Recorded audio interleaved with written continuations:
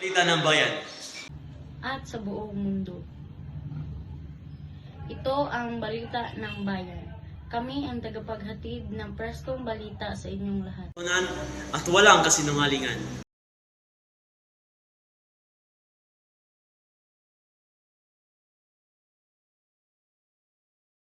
Balitang weather, paiba-iba ang klima ng panahon sa buwan na ito.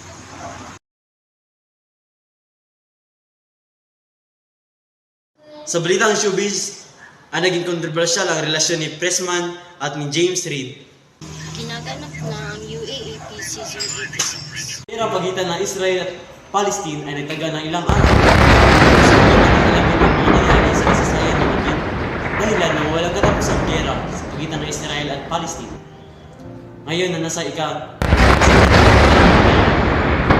malang sitwasyon sa ulong Manila Times kahapon, Oktubre 18, Ang pagpanukala ni President Ferdinand Marcos sa Pilipinas. nagsimula ng nangungumpanya ang mga tumatakbo sa SK Election 2023. May mga parade na nangaganap at may mga pagbigay ng mga biyaya ang mga tumakbo.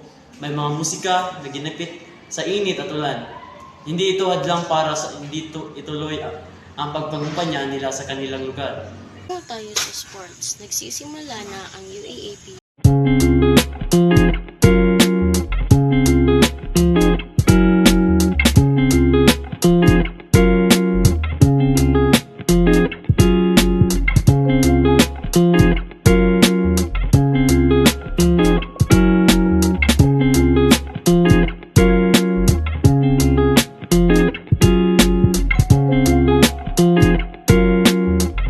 Ayon sa weather forecast, paiba-iba ang klima ng panahon ngayon.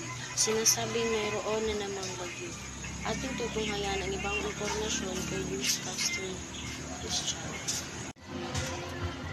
Sin, makikita natin ang ngayon na magandang ang panahon at ang sisikat na araw.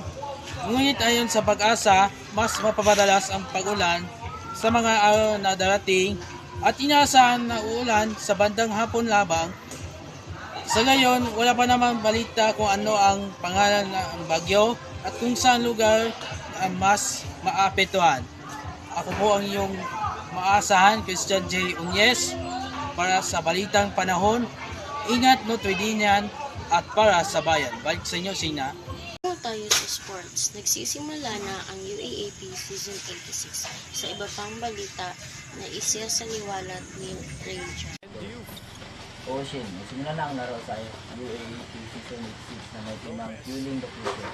Ang punang abala sa larong ito ay ang UA University of East.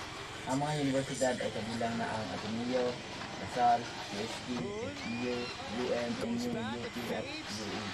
Maaari niyong mapanood sa laro sa One Sport, yun lamang sa araw na ito. Kaya dyan is Kaluya, Pinagulat, balik sa Yosina. Pupunta sa Israel at Jordan ni US President Joe Biden matapos kansilayan ito dahil sa ginagawang pag-atake sa isang ospital sa Gaza na pumatay sa mga 500 katao. Sinisisi ng Hamas ang pag-atake ng Palestine.